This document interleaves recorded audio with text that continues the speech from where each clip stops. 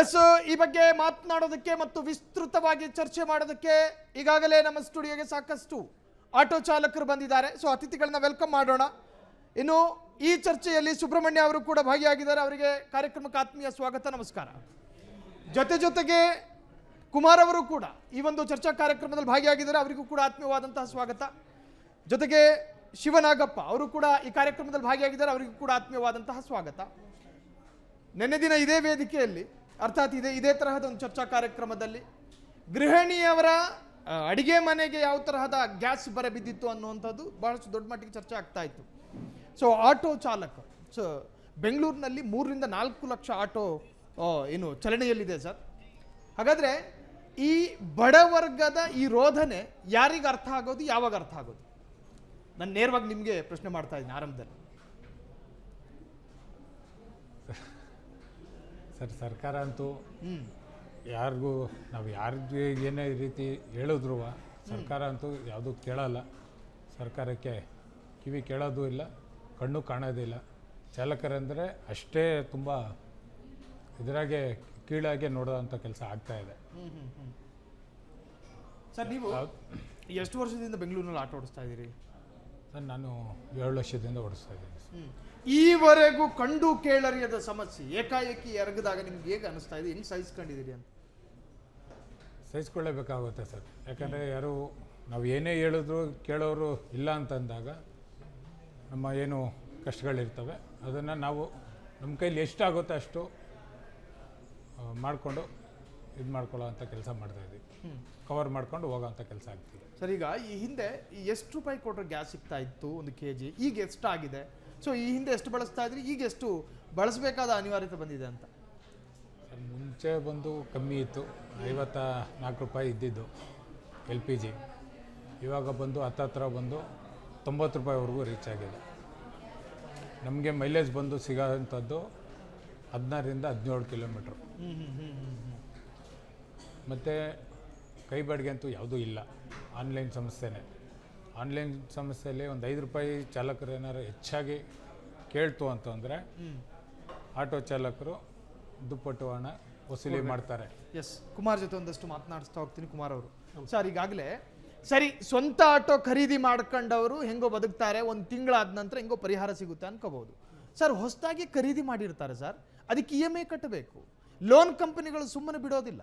1-2 ತಿಂಗಳು ಡ್ಯೂ ಆದರೆ ಮನೆ ಹತ್ರಕ್ಕೆ ಬರ್ತಾರೆ. ಆ ತರಹ ಆಟೋ ಡ್ರೈವರ್ಗಳ ಕಥೆ ಏನಾಗಬಹುದು ಅಂತ ಸರ್. ಎಲ್ಲ ನಿಲ್ಲಿಸ್ಬಿಟ್ಟು ಇವಾಗ ಎಲ್ಲ ಕೂಲಿ ಕೆಲ್ಸಕ್ಕೆ ಹೋಗೋಂಥ ಕೆಲಸ ಬಂದಿದೆ. 2 ತಿಂಗಳು 10 ದಿವಸ ಆದಮೇಲೆ ಸೀಜಿಂಗ್ ಕೊಡ್ತಾರೆ. ಸೀಜಿಂಗ್ ಫೋನ್ ಮಾಡಿ ಸೀಜಿಂಗರ್ಗೆ ಕಳಿಸ್ತಾರೆ. ನಾವು ಅಲ್ಲೂ ಕಟ್ಟೋಕ್ಕಾಗಲ್ಲ, ಗಾಡಿನೂ ಓಡಿಸೋಕ್ಕಲ್ಲ. 105 ರೂಪಾಯಿ ನಿಲ್ತೀವಿ ಸಿಲಿಂಡ್ರ್ ಗ್ಯಾಸು. ಅದನ್ನು ಕೊಟ್ಟು ನಾವು ಜೀವನ ಮಾಡೋಂಗೆ ಸರ್. ನಮಗೆ ಬೇರೆ ರೇಟು ಯಾವುದೂ ಜಾಸ್ತಿ ಮಾಡಿಲ್ಲ. ಏನೇ ರೇಟ್ ಇದೆಯೋ ಅದರಲ್ಲಿ ಕಡಿಮೆನೇ ಹೊರತು ನಮ್ಗೆ ಆಟೋಮೀಟ್ರಲ್ಲಿ ಜಾಸ್ತಿ ಬಂದಿಲ್ಲ. 105 ರೂಪಾಯಿ ಕೊಟ್ಟು ನಾವು ಜೀವನ ಮಾಡೋದಂಗೆ. 500 ರೂಪಾಯಿಗೆ ಅಷ್ಟು 5 ಲೀಟ್ರ್ ಬರುತ್ತೆ. ಅದರಲ್ಲಿ ಒಂದು 500-600 ಮಾಡಿದ್ರೆ ಖಾಲಿನೇ ಸುತ್ತಾಡ್ಬಿಡ್ತೀವಿ. ಅಂಥದ್ರಲ್ಲಿ ಇವಾಗ 10,000 ರೂಪಾಯಿ ತಿಂಗಳಲ್ಲಿ ನಾವು ಕಟ್ಟಬೇಕು EMI ಅಂದರೆ ಇಲ್ಲಿ ಮನೆ ಸಂಸಾರ ಜೀವನ ಮಾಡೋದು, ಬಾಡಿಗೆ ಕಟ್ಟೋದು ಎಲ್ಲ ದುಬಾರಿ ಇದೆ ಸರ್. ತುಂಬ ಕಷ್ಟ ಜೀವನ ನಡೆಸಬೇಕಂದ್ರೆ. ಆಟೋದಲ್ಲಿ ಯಾವ್ದಾದ್ರು ಕೂಲಿ ಕೆಲಸಕ್ಕೆ ಹೋದರೆ ಜೀವನ ಮಾಡಬೇಕು ಅನ್ನೋ ಬಂದ್ಬಿಡ್ತಾಯಿದೆ. ಆದರೆ ಬೇರೆ ಕೆಲಸ ಬರೋಲ್ಲ ಸರ್ ನಮಗೆ. ಇವಾಗ ಆಟೋ ಒಂದು ಬಿಟ್ಟರೆ ಬೇರೆ ಕೆಲಸ ಮಾಡೋಂಥ ಇದು ನಮಗೆ ಇಲ್ಲ. ಸುಮಾರು ನಾವು 2006ರಿಂದನೂ ನಾನು ಆಟೋ ಓಡಿಸ್ತಾ ಇದ್ದೀನಿ. ಅಲ್ಲಿಂದ ಇಲ್ಲಿವರೆಗೂ. ಅಂದರೆ ಈ ಲಾಕ್ಡೌನಿಂದ ಈ ಕಡೆ ತುಂಬ ಚಾಲಕರಿಗೆ ತುಂಬ ಕಷ್ಟ, ಅನಿವಾರ್ಯತೆ ಅಂದರೆ ತುಂಬ ಕಷ್ಟದಲ್ಲಿ ಸಿಲುಕಾಕೊಂಡಿದ್ದೀವಿ. ಕೊರೋನಾ ಸ್ಟಾರ್ಟ್ 19ರಿಂದ ಇಲ್ಲಿವರೆಗೂ ತುಂಬ ಕಷ್ಟದಲ್ಲೇ ನಡೀತಾಯಿದ್ವಿ.